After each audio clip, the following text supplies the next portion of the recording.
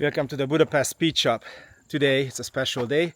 My daughter is moving out to go to college. This is her second year, and since I got a whole bunch of classic cars, today I'm gonna use the Corvan to take her to the college. So we're gonna have to find the Corvan in the collection and then head out with it, pack it up, and let's go to college. So you might ask, what is a Corvan? Yeah, it's made by Chevrolet. It was an attempt to catch up with Volkswagen, and how they kind of copied it, I guess. And it has a air-cooled 6-cylinder boxer engine in the back, and it really is a Chevrolet. So most likely, if you speak the English language, you've probably seen one of these. In order to free it up, first we got to take this Model A out. This Model A is going to Europe. My friend bought it, and I kind of fixed it a little bit to make it usable. Then we have this European spec 280 SL with a 6-cylinder engine. It's kind of special because it's got this engine in it, which was a special order, and then it also has manual shifter, so it's not a common piece. And then the other one is the Ultimate Oxymoron. The Ultimate Oxymoron is a Trabant race car. It's been to Monaco in the historical Monte Carlo rally. So let's get all these cars out so we can get to the Corvan. In this Model A, there's a few buttons here. This one is a gas pedal. That one is just to rest your foot on it, so you can actually push the gas pedal like this. It makes it very easy. That's the starter button, and then regular clutch and brake and whatever we get used to with the modern cars. You see there is a speedometer there, an odometer, the trip meter, amp meter, mechanical fuel gauge, and the ignition switch. Also, here is the fuel valve, the pickup valve, because it got a drop tank.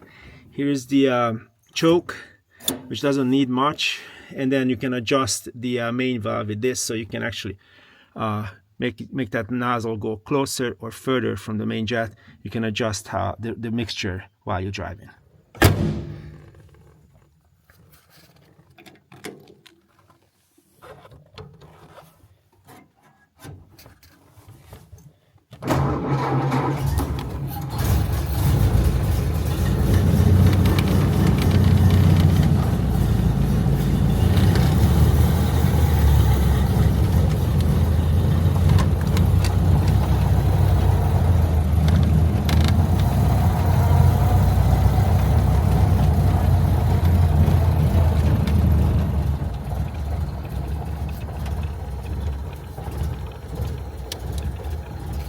It started up really nice, and it runs. It's a low RPM, is a little low. We'll have to increase a little bit on it, but we're gonna just turn it off anyway.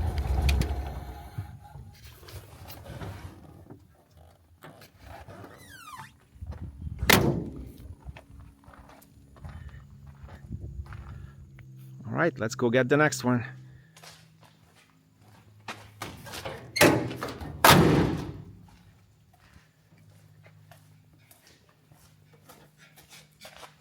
Doggies.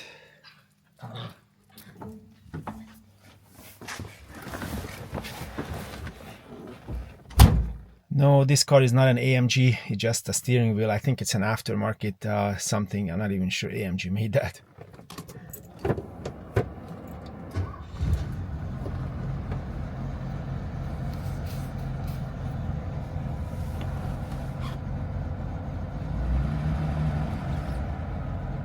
Yeah, this is how this M110 engine usually starts. Nothing to it.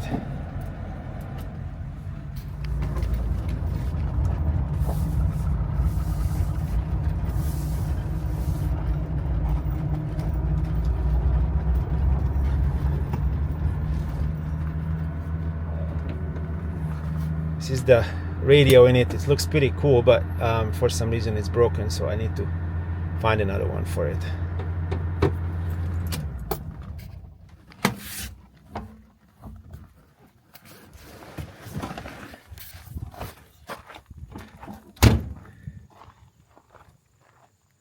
I like this car. I used to drive it to work in Miami for a while, and then I just basically retired here. So it's an old car. And here comes the Ultimate Oxymoron, the Trabant race car. It's actually a bona fide race car. It's not just a not just the stickers. It has a 2-stroke, 2-cylinder air-cooled engine. It's a little bit tweaked because it's a, well, it is a race car. So let's try to get it started and get it out. First we got the fuel pickup valve underneath. It's really hard to see. And then we got the power switch, like we basically turn on the battery. And then we got the ignition, and then with that we're gonna push the start. But first we gotta pull the choke a little bit, and this one needs choke.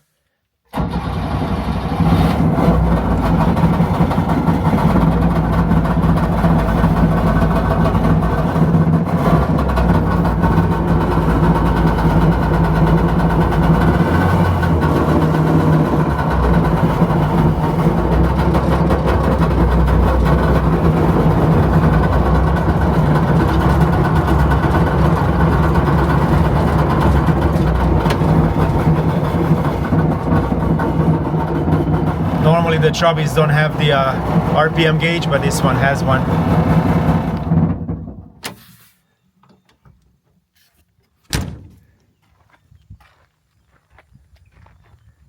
All right, now we got to the point where we can get the beast down.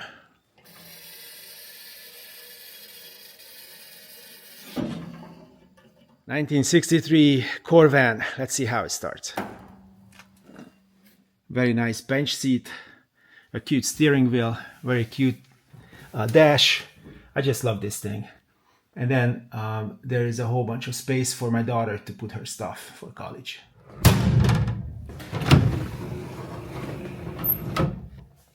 Most of these Corvans caught on fire because of the failing fuel pump. In the middle of the fuel pump there is a hole where it's usually the fuel sprays out when the membrane perforates. And now Corvair's Clark's Corvair shop, sorry, they have a nice new fuel pump which probably would mitigate this problem. But if you buy a fuel pump at Napa, it's probably going to work for a good 30 minutes, and then it's going to catch your car on fire. So in order to mitigate that, I put an electrical fuel pump, so when I do this you can hear it, and that works perfect. I put it underneath the car, not too far from the fuel tank, and it works really nicely.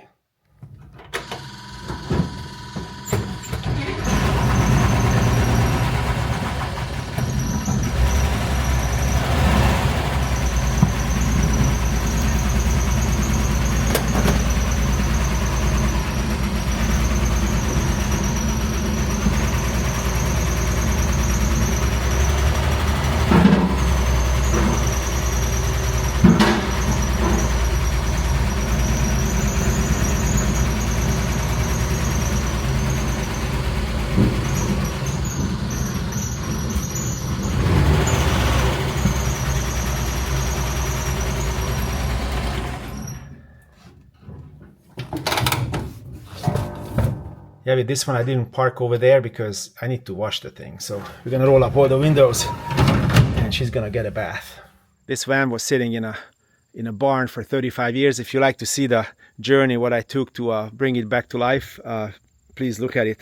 I'm gonna put the videos in the description if you're interested in look at that. But here's the thing. So we're gonna give it a bath. The washing sequence is finished. So next I can take it down to get some fuel, and then I can take it over to my daughter so she can load it up. It's very interesting that in the back these doors can be, the latch can be unlatched. So when you open it there is a limiter, and then if you hold it out, that limiter, then you can open it all the way, and then you can put pretty much anything in the back as long as it's not wider than the opening here. So we're gonna go down and get some fuel, and they're gonna take it over to the house so my daughter can load it up. But with this, the washing is not done. I'm gonna wash the Mercedes, the Trabant, the Model A, and the Bug, because she has a '68 Bug or a Beetle, but she's gonna drive to college. It's really interesting to me that this door handle looks very much like the other one, but this one you actually can move it down and open the door that way.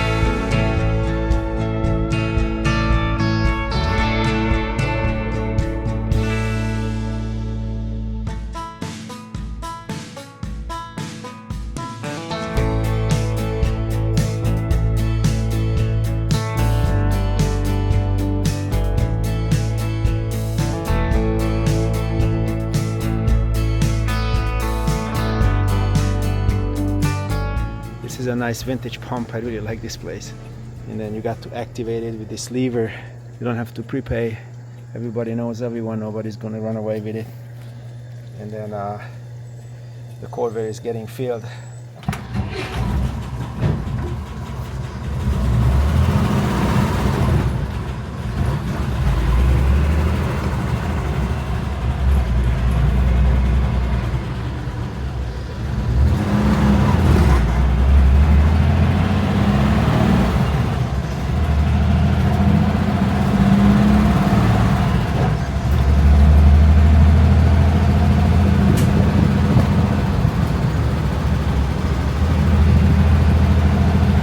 Gonna park in front of the house so she can load up the van. All right, the van is ready for action, so she can bring all her stuff out from the house and then load it up. I hope it's gonna be enough space, but they have a little dorm room, so I don't know where she's gonna put all that stuff. While we're waiting for my daughter to load up the van, we're gonna go start the bug. Next to the Hillman Minx, the East German camper, and the Model T race car. Here's my daughter's Volkswagen from 1968. So I'm charging the battery since yesterday evening, because this hasn't run for a while. So here's the battery under the seat. So we're gonna disconnect the battery charger and try to start it up. Since it hasn't run all summer, I just rolled it forward a little bit, and we're gonna take the air filter off, or housing, and then we can put a little gas in it. So take this bolt off and loosen up this one, then we can take this oil bath filter off.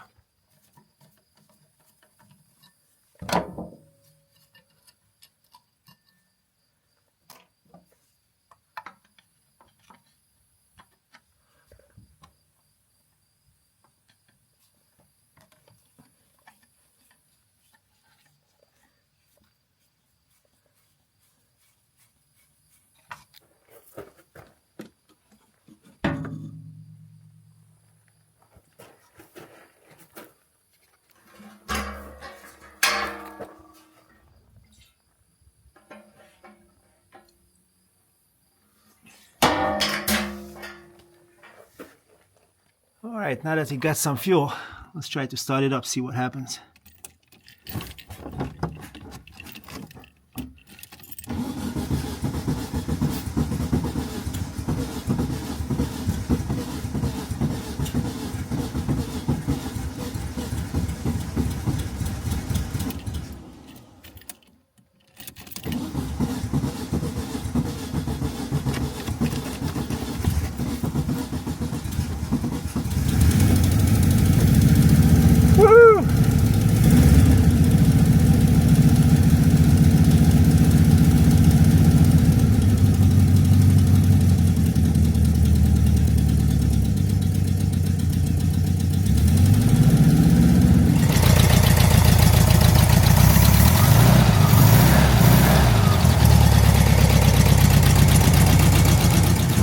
All right, now you can put the air filter back on and let's go wash it.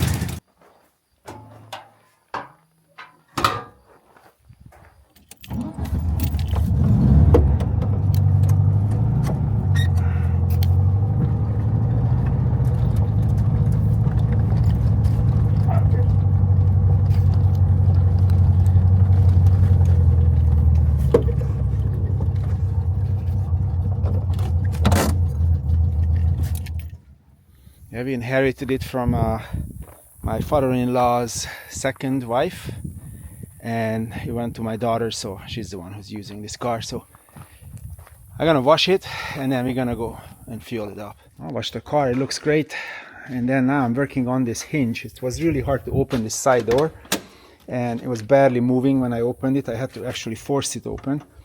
So this one hasn't been oiled for a while, so I keep spraying some gun oil in it, this thing, so hoping that it will help. And it actually does help. Just for the last 15 minutes I keep spraying it and I keep opening and closing the door to trying to work that oil inside these hinges. Then we're gonna check the oil level, and then it's almost good to go. I had to check the oil level. It was a little low, so I added some using this long funnel. So now I'm gonna put all the pipes, hoses back, and then we can go get fuel. Car is done. Let's go put some fuel in it.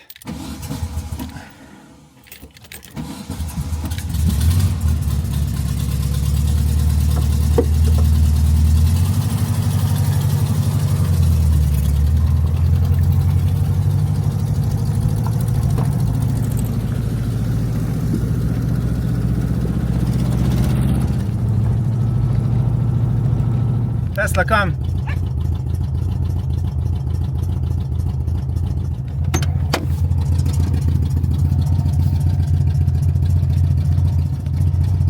The Tesla. Little Tesla wanted to come. She heard the sound of the car and she knew that it's time to go.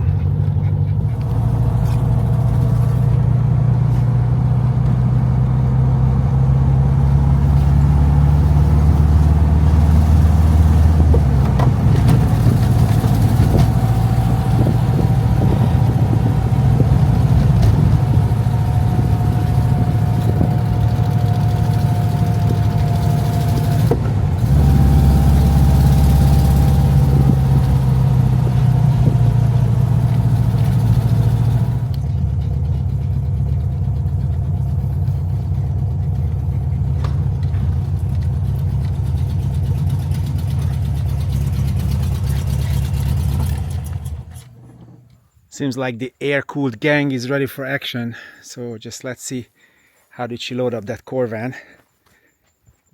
Ooh, looks like I'm gonna have to pull up the window in the back because all these flowers gonna lose all the leaves by the time we get there. But it's pretty good. So let's go.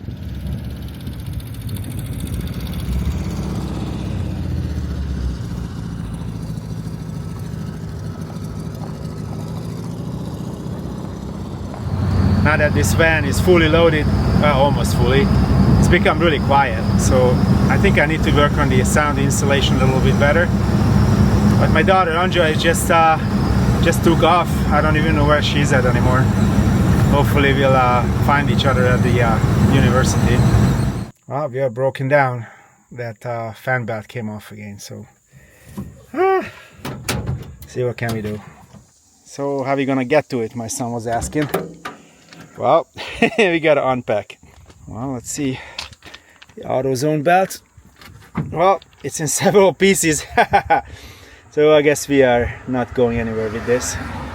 Alright, so plan B. I have every reason to believe that it's because that Napa alternator. Everything is new in it. And before I got the truck, my friend bought this Napa alternator, and for some reason when it start charging, it just chews up the belt. It starts sliding and it just burns. I don't know. Oh well. So help just came. We're gonna go with the F-150. It's not that far from here, maybe 15 minutes in city traffic. So we're gonna buy some belt and AutoZone, just the same thing what it disintegrated here. And basically I drove it for maybe 20 miles, not even that. And then I'm gonna have to find another other part. So yeah, the other thing which is in it is a Napa solenoid, the starter solenoid, that's failing as well. So yeah, let's go. Well, we just got here, nothing fell off.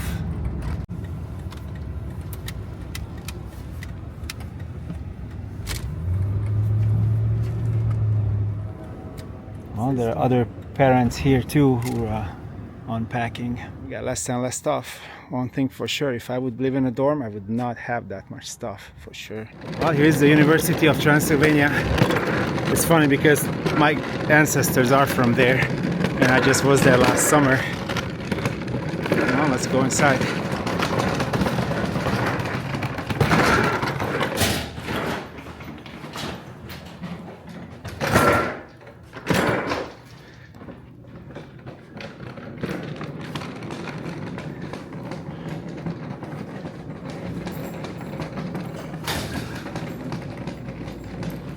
Welcome. Well, this is what it looks like inside. Looks like a hotel. Everything smells new. It's a beautiful place. I guess after saying goodbye, it's time to go. I'm gonna buy some belt for the van and try to make it home. Well, here's AutoZone where I bought the last junk belt. So we'll find another one and hopefully it will actually take the car home. Alright, so here's the belt. Well, I got the same crappy belt what I had last time on it. It lasted maybe about 30 miles. So definitely something is wrong with that thing. So I gotta buy a proper belt from Clark's Corvan shop, and then that would fix it. And then I also need to get a proper alternator, which also probably at fault.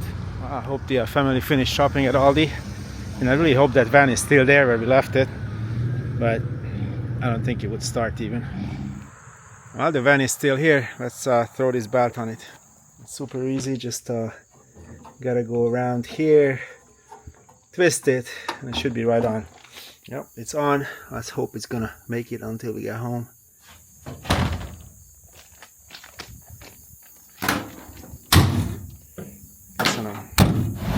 It's working. I don't know for how long, but for now it's working. It's significantly louder than when all the stuff was in it, obviously, but it's working fine. I gotta figure out what's going on with it. It brought me home, but it smells like burnt rubber for whatever reason. I don't understand. So I'm gonna have to do some research and figure this stuff out. Well, I made it home. Wasn't easy. I gotta figure out what's going on with the old girl. So if you know anything about Corvairs, let me know what you think is wrong with this thing. Thanks for watching. See you guys 2 weeks from now. Bye.